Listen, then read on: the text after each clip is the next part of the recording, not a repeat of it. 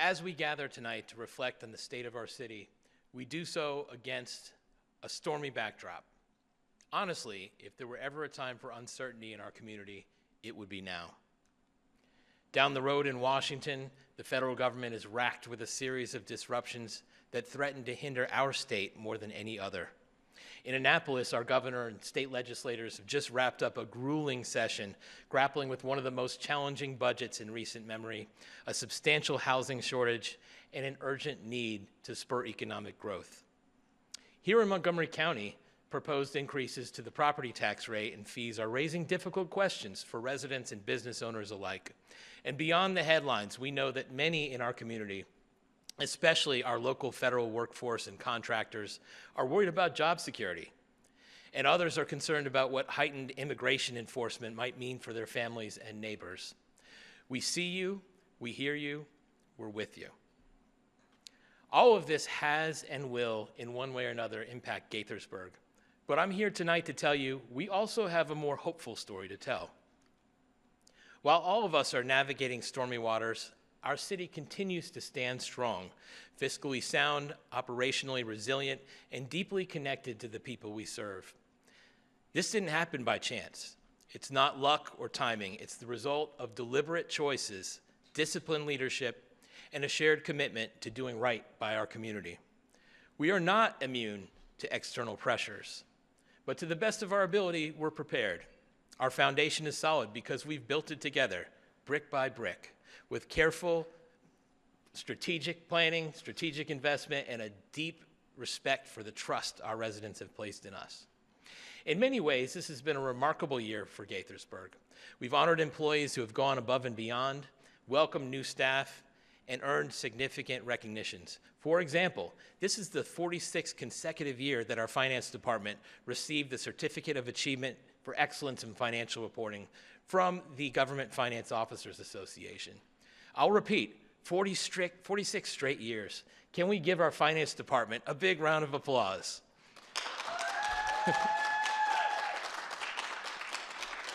That's a direct reflection not only of their professionalism, but of our city's culture of transparency and fiscal responsibility.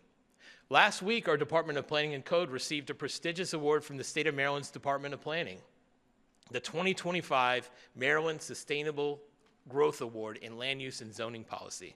The team got the award for its work in updating our zoning code, which we call Retool Gaithersburg. Retool modernized our decades-old zoning code, making it clearer, more consistent, and more aligned with our values of sustainable, inclusive growth. Can we give the Department of Planning and Code Administration a great round of applause? It's so well deserved. This year, once again, the city of Gaithersburg earned a perfect score in the Municipal Equality Index, an initiative of the Human Rights Campaign that examines the inclusivity of laws, policies, and services for the LGBTQ community. Again, we achieved a score of 100, which is to say, we got an A+. Look, DEI, diversity, equity, and inclusion, as a brand, is obviously under attack. But I honestly don't care what you call it. Gaithersburg is the most diverse city in America, and what we hold dear is that we want everyone to feel valued, welcomed, and find opportunity here. It doesn't matter what acronym you give to that. A rose by any other name would smell as sweet, and that's who we are. Am I right?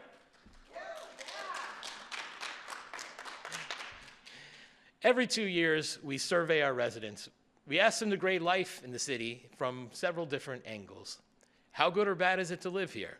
How are the services? What are the big priorities for you and your family? And on and on. 2024 was a survey year, and I think the headline coming out of it was that 86% of respondents described Gaithersburg as an excellent or good place to live. To conduct the survey, we used a national vendor which gave us the ability to compare our results against those in cities across the United States. What we found was that Gaithersburg rated higher than the U.S. average in 45 out of 51 areas. Our city services and customer experience rated more than 30% higher than national averages.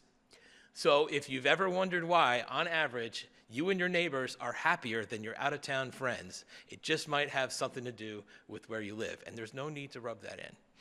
I do regret to inform you that we're not perfect. The survey indicates that we need to focus on traffic flow and ease of getting around the city, maintenance of our streets, and affordable housing. Message heard. All of the above are priorities for us. So how does it all come together in Gaithersburg? The simple answer is people make it work. People who believe in public service. And tonight, I want to highlight some proud examples of how our staff and committee volunteers provide public service for our residents every day. We're going to start with staff, from plowing roads during a snowstorm to pruning trees for spring, to playing kickball at one of our after-school programs, or helping a student finish homework at the Robertson Park Youth Center. Staff are actively serving our residents. The first couple of examples I have are dramatic, as sometimes when a crisis happens, it reveals the best in people. For instance, in early June last year, an F1 tornado with peak winds of 95 miles per hour hit Old Town in East Deer Park. That evening, we happened to be hosting a council in the communities meeting at Rachel Carson Elementary School on the other side of town. When the tornado strike was imminent, there were about 100 people in the room with us, and everyone's phone went off with the emergency alert at exactly the same time. It was truly eerie and surreal. And with that, our staff quickly went into action. The Departments of Public Works and Planning and Code assessed property damage. Our communications office kept residents updated on road closures and other important information. And our police department ensured residents and bystanders were safe. The following morning, Public Works organized and coordinated efforts working with local utility companies and residents to ensure a quick and safe cleanup. Staff removed tree limbs and other debris so residents could access their neighborhood safely. Planning and Codes inspection staff continued to survey properties in the neighborhood, ensuring that homes with damage were safe for occupancy. Our Community Services Office worked with the Red Cross to provide resources to the residents directly impacted. Looking back on it, we were fortunate. No life-threatening injuries, and cleanup was swift. We are proud of how the collective efforts of our staff delivered outstanding service to the community in this crisis. Can we give the aforementioned staff a big round of applause?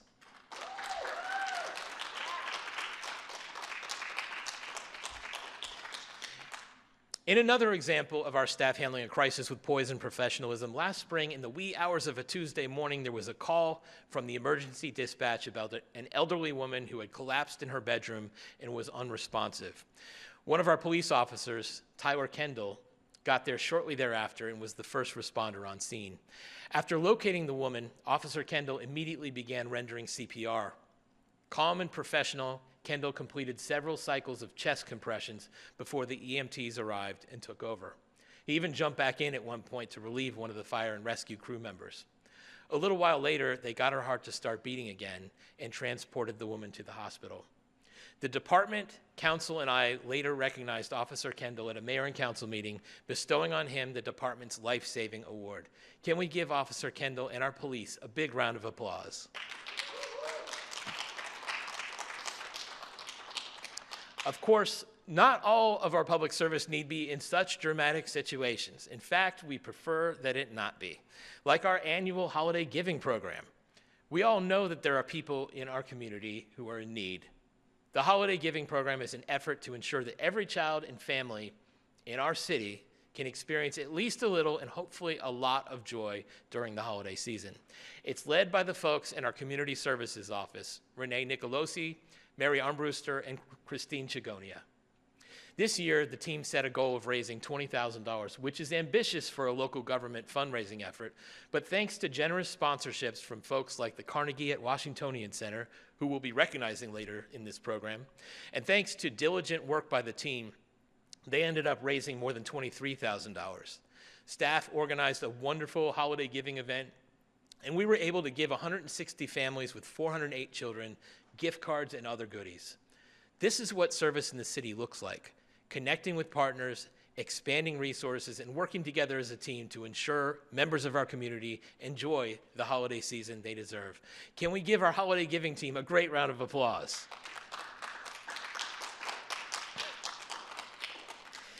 These are just a few stories, not even the tip of the iceberg of how our staff is committed to serving this community in good times and bad. Now, I want to turn our attention to some of our volunteer committees who also play an integral role in serving our residents. And we're going to start with the Senior Advisory Committee. The Senior Advisory Committee, where we help those ages 55 plus be active, be healthy, and be adventurous. Committee members explore issues related to lifelong aging, presenting ideas and advocating for programs, services, and facilities that enable older adults to function with independence and dignity in their homes and in the community. Our recent initiatives have included studies of intergenerational programs and recreation facilities, surveys of the needs of older adults that have identified a focus on fitness, housing, and nutrition, and a continued emphasis on combating isolation by providing plenty of opportunities for people to socialize. We have also created a Benjamin Gaither Center Scholarship Program to help remove barriers to participation. We proudly serve the residents of Gaithersburg and the surrounding area with a wide range of classes, trips, lectures, special events, and activities that create a supportive environment where we can challenge our bodies and minds, connect with our friends, and lead full, healthy, impactful lives.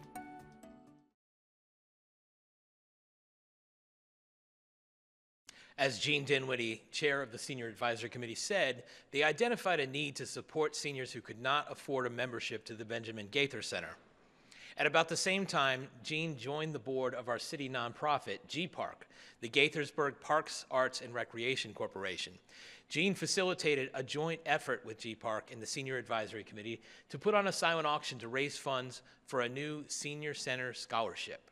Committee members donated baskets, sought donations from local businesses, and held the auction, raising around $650. The money they raised there and continue to raise will provide real value for seniors who need a little help. This is a great example of identifying a need and responding to it. Two committees came together to build and implement a program that will have a lasting impact on our local seniors.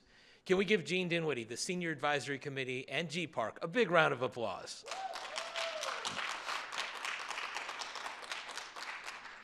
Service in the city also includes taking care of the environment.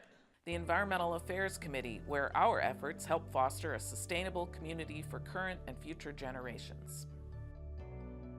Committee members advise the mayor and city council on environmental issues, conduct and promote environmental education and outreach activities, and monitor county, state, and federal statutes and regulations for impacts on municipal operations. Working with environmental services staff, they enhance the city's environment through input on programs and events. A Fix-It Fair and a composting initiative help to keep items out of landfills. The twice-yearly shredding and e-waste event helps residents to safely discard their documents and devices. Annual environmental awards recognize the important collaborative efforts of businesses, organizations, and individuals. Committee members advocate for a variety of initiatives, including green building, climate protection, pollution prevention, and watershed protection, all to ensure that Gaithersburg and its residents remain good stewards of the world around us.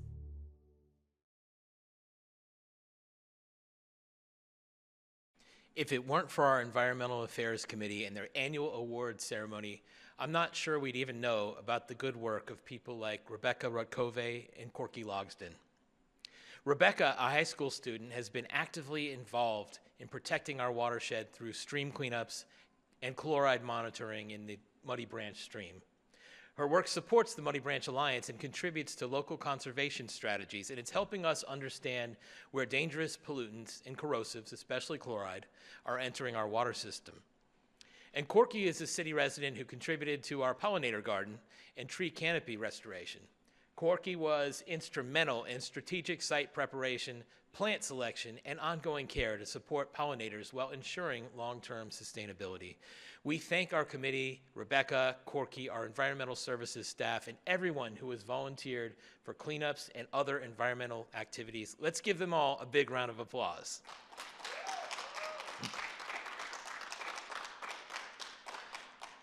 Our Transportation Committee took service to the streets, so to speak, last year.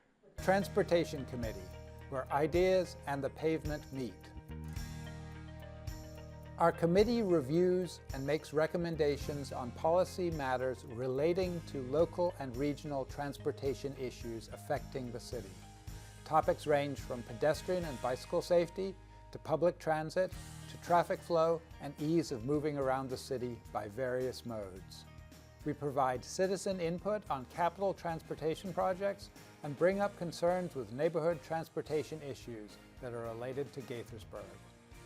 We help staff identify and create solutions such as designs for shared use paths, community mobility surveys, the Safe Streets and Roads for All Safety Action Plan, and we host Gaithersburg's participation in the Regional Bike to Work Day.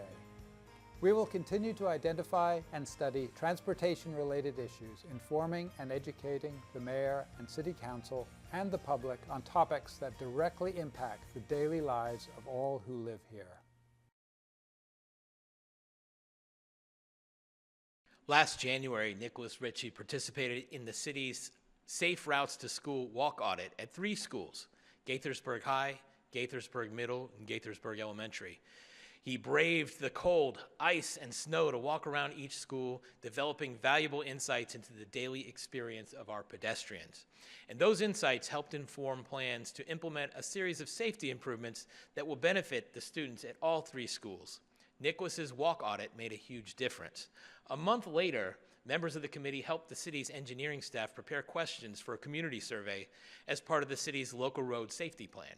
The survey helped us generate data about transportation habits, safety, perceptions, and preferences for making changes. And we used that data as a basis for our local road safety plan, which we completed late last year. Thank you to Nicholas and our transportation committee for helping make our city streets safer. Let's give them a big round of applause.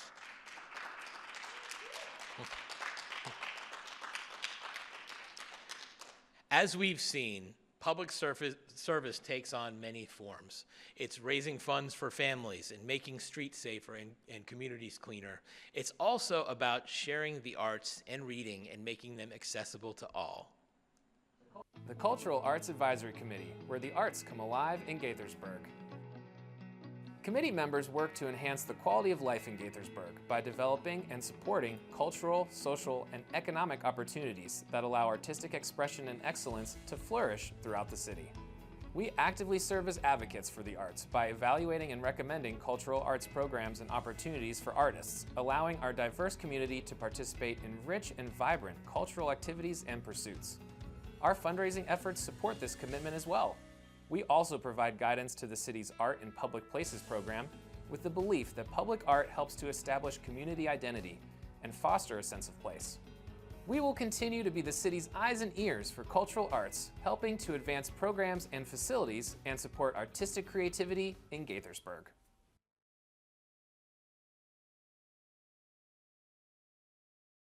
I have exciting news.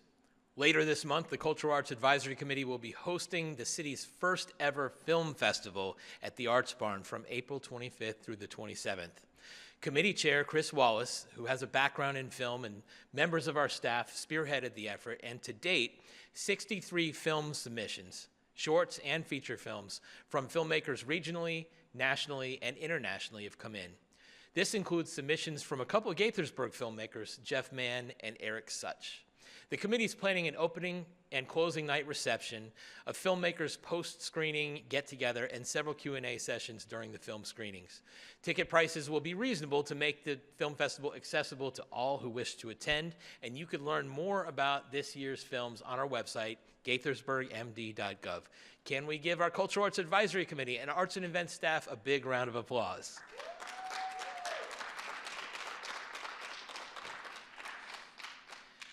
Like the arts, the written word connects people to the world. It can take you across the globe and open you to new experiences. Books are a powerful lens into the lives of others and a way to connect with the young and the old. The Book Festival Committee, where we celebrate the written word and its power to enrich the human experience. For more than 15 years, the Book Festival has been one of the nation's top literary events. Our mission is to foster an interest in reading, writing, and literary conversation. The committee develops the overall scope of the event, building relationships with publishers, authors, and universities to contribute to the festival. Our efforts also support professional growth, identifying and coordinating opportunities for authors and readers to interact in meaningful ways, and developing and implementing programs throughout the community that encourage a lifelong love of reading. Committee members work year-round on author recruitment. We organize writing workshops and host a poetry contest for young people. We also oversee marketing and public relations efforts, ensuring that the Gaithersburg Book Festival continues to be one of the top city events for years to come.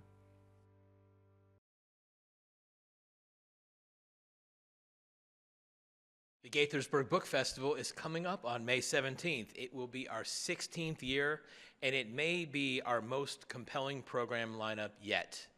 The richness of this year's program and all those before it is entirely due to the good work of our volunteer committee.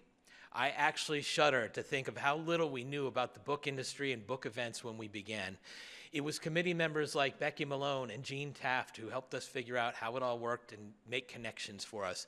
It was people like Gail Norris and Garina Asasi and Bob Murphy and Laura Rolls and dozens of others over the years who've helped us build this. And here we are, all these years later, with a big festival in a few weeks, featuring the likes of Dave Barry, Janine Cummins, Jeffrey Deaver, John Scalzi, the creators of the Dork Diary series, Linda Sue Park, and Rick Atkinson. It is an amazing lineup. And I want to highlight one other author. The top award in children's publishing is the Newbery Medal. The American Library Association has been giving out this award since 1922, so for more than 100 years. And in the history of the Newbery, there are only 5 or 6 authors who've won it more than one time. In January, a new name was added to that very select list, Erin Entrada Kelly, who in recent years has been a regular at our festival and will be with us on May 17th. Erin's new book that just earned her a second Newbery Medal is called The First State of Being. I read it last month, and I gotta tell you, it's so creative and original. It has beautiful characters. It's thematically rich. It's just an amazing work. It's a great story for any middle grade reader, and I think there's plenty in it for us older people to enjoy too. So bring the kids to meet Erin Entrada Kelly, and remember that name. She very well may be our modern Laura Ingalls Wilder or Beverly Cleary or Judy Blume, except none of them have won the Newbery twice. Erin Entrada Kelly will be one of 140 or so of the best authors, storytellers, and journalists on the planet appearing at the Gaithersburg Book Festival on Saturday, May 17th, 10 a.m. to 6 p.m. at Boer Park. It is free to attend, free to park, and fun for all. We hope you can join us. Bring your friends, family, and neighbors. Find out all the details at gaithersburgbookfestival.org. And let's give the Gaithersburg Book Festival committee and staff a great round of applause.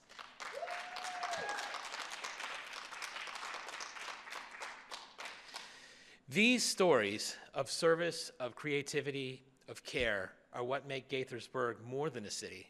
They make it a community. We talk a lot about community, and that's not just a word we throw around at ribbon cuttings or award ceremonies. It's a principle we live by.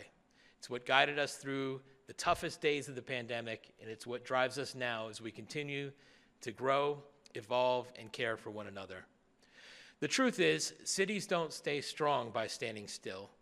They stay strong by moving forward with compassion, with clarity, and with courage. That's what you've seen tonight, a city that is not only weathering the storm, but working every day to build something better, more inclusive, more resilient, and more connected.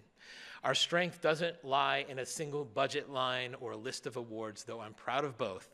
It lies in our people, in the neighbor who volunteers for a committee meeting after a long day of work, in the city staffer who shows up early and stays late because they believe in the mission, in the families who build their lives here and invest in this place because they feel seen and valued and safe. That's what makes Gaithersburg different. That's what makes us strong, and we're going to need that strength to weather the storm that's all around us. We're all going to need to look out for our neighbors. So tonight, as we reflect on where we are, let's also look ahead to where we're going, with confidence, with gratitude, and with that deep sense of shared purpose that defines our city. Thank you for believing in Gaithersburg. Thank you for being part of our story.